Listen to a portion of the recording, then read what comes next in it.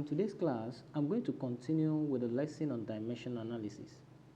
But today, I'm going to take the dimension analysis based on the uses or the application of dimension analysis. So let's recall that dimension analysis is a method used in physics and other science to check the correctness of an equation. It is also used to convert one unit to another by comparing dimensions. So when we talk about dimension simply shows the physical nature of quantities. Now, what are the applications of dimension analysis? So the first one we are going to discuss today is how to use dimension analysis to check the correctness of an equation. How to use dimension analysis to check the correctness of an equation. So let's get started. So in today's class, we're going to start with the first application of dimension analysis, which is checking the correctness of an equation. So let's consider the first example that says, given that V equals to U plus AT, using dimensioning, prove that the equation is correct. Now, this equation given is an equation of motion, where V is regarded as what? As the velocity. V is regarded as the final velocity. And the dimension of velocity is Lt raised to the power of what? Minus 1. The dimension has been done in our previous class. Kindly check out my first video on dimension analysis. Now, U is regarded as initial velocity. We call it initial velocity. Linear initial velocity is always equals to what? To 0. Now, T is considered to be the time, and the dimension still remain T. Then the next one is acceleration. And the dimension of acceleration is Lt raised to the power of minus 2. Now, let's prove that the equation is correct. So, given that V equals to U plus AT, where V is the final velocity and the dimension of velocity is Lt raised to the power of minus 1, equals to the initial velocity, which is equals to 0, plus the acceleration Lt raised to the power of minus 2, close the brackets, multiplied by T, which is the time. So recall product law of indices. Recall the product law of indices. When you are given the same base, let's say T raised to the power of minus 2, multiplied by another base T raised to the power of what? Of 1. The product law says that you are going to add up the index, the power. You add up the index since their bases are the same. So you're going to be having minus 2 plus 1. And this is going to give us T raised to the power of what? Of minus 1.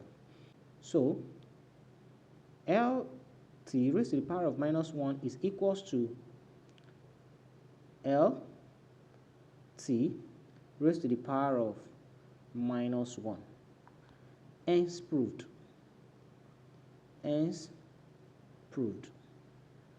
that the equation is correct, that the equation is correct and homogeneous. Now, we say that an equation is homogeneous when the expression at the left-hand side is equals to the expression at the right-hand side. Therefore, that particular equation is homogeneous. Let's check out another example. Example 2. Let's consider another example. This will be example 2, which says that given that S equals to UT plus 1 over 2 AT squared. This is also another equation of motion. Using dimensioning, prove that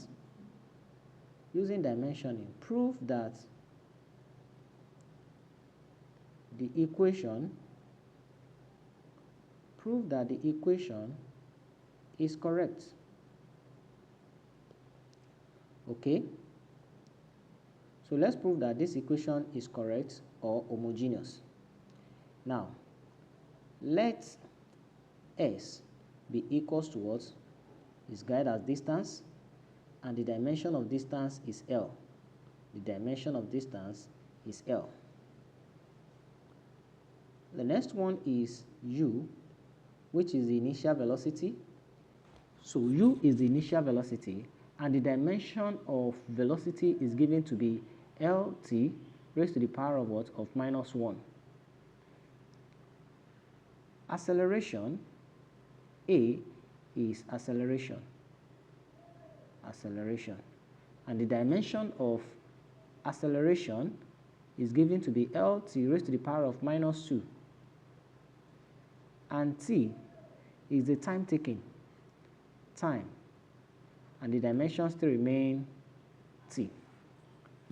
Therefore, S, which is equals to ut plus 1 over 2 at squared, where S is L, U now is Lt raised to the power of minus 1 multiplied by T, the dimension, plus 1 over 2, the dimension of acceleration, you substitute it, Lt raised to the power of minus 2 multiplied by T raised to the power of 2, the dimension as well. Now, having this, using product power law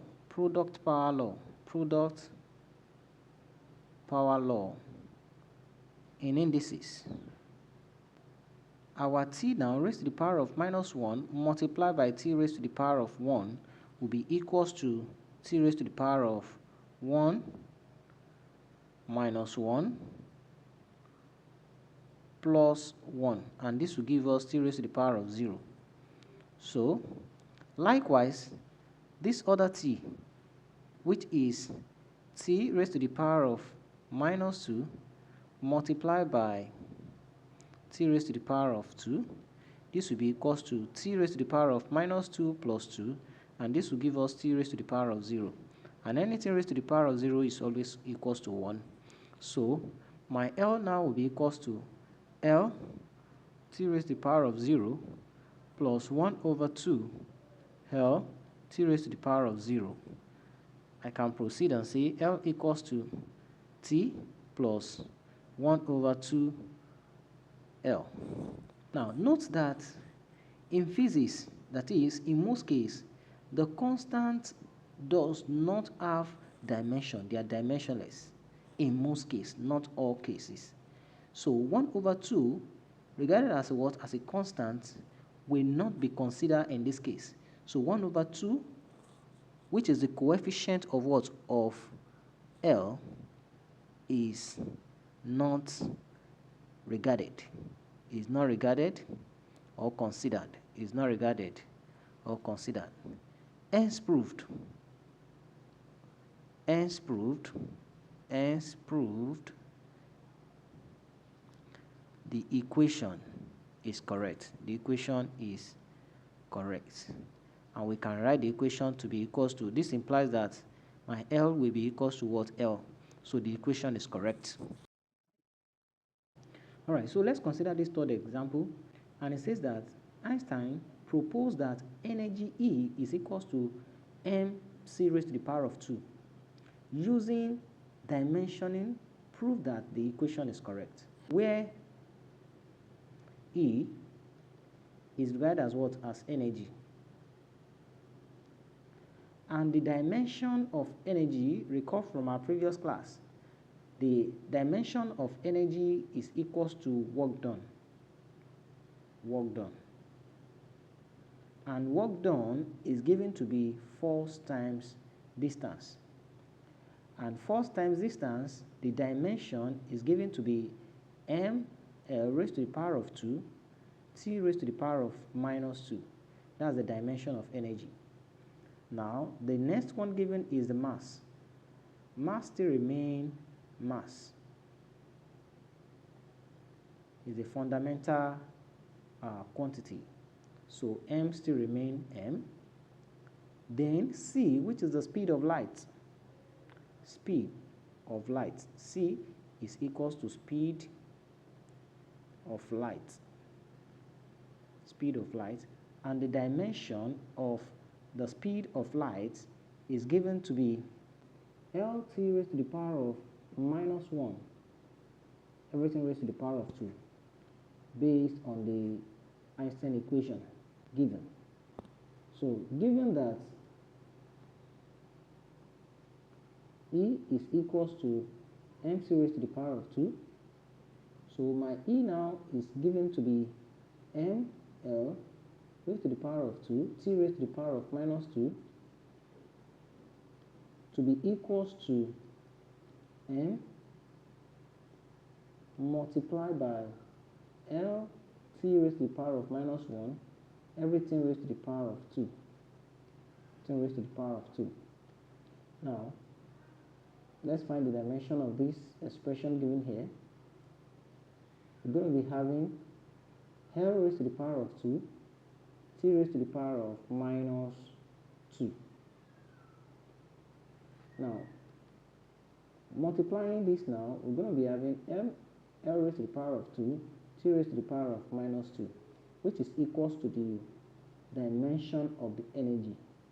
That is, L raised to the power of 2, t raised to the power of -2 is equals to the dimension of L raised to the power of 2, t raised to the power of -2. Hence proved, equation is correct and homogeneous. Hence proved, equation is correct and homogeneous.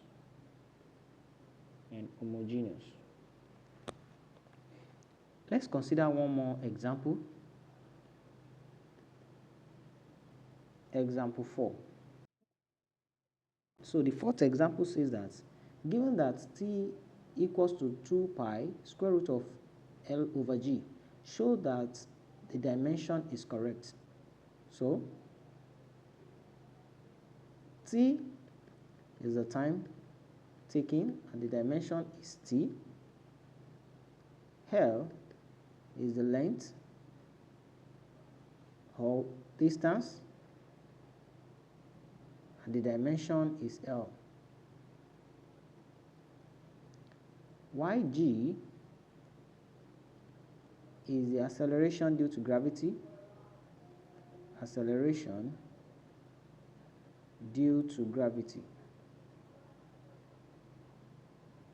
and the dimension is given to be Lt raised to the power of -2. Now 2 pi, they are constant. 2 and pi are constant. 2 and pi are constant.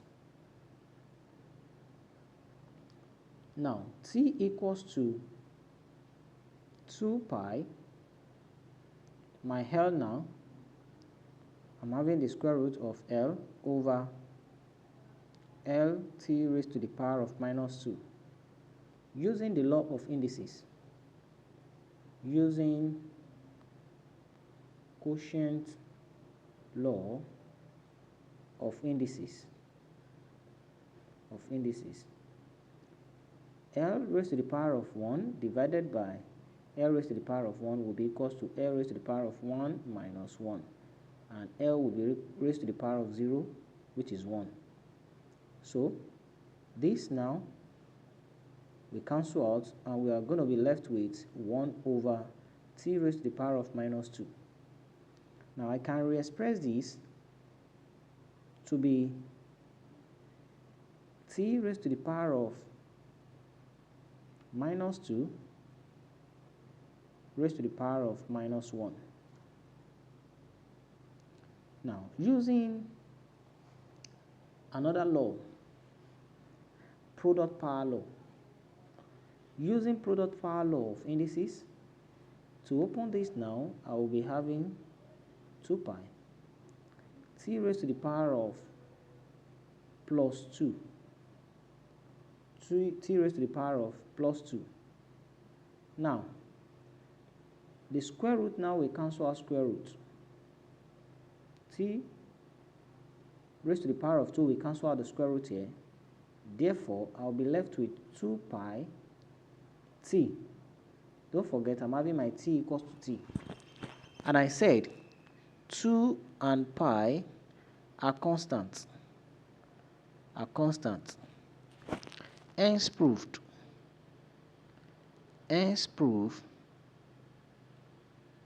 That t is equals to t. Equation is correct. Equation is correct and homogeneous.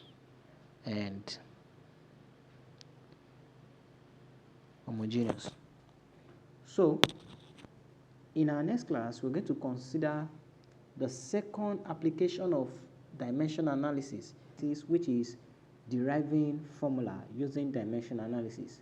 So if you enjoyed this video, kindly subscribe to my YouTube channel and don't forget to press the notification button so as to receive every new video I'm going to be dropping on this channel. Thank you very much. See you in the next class. Bye.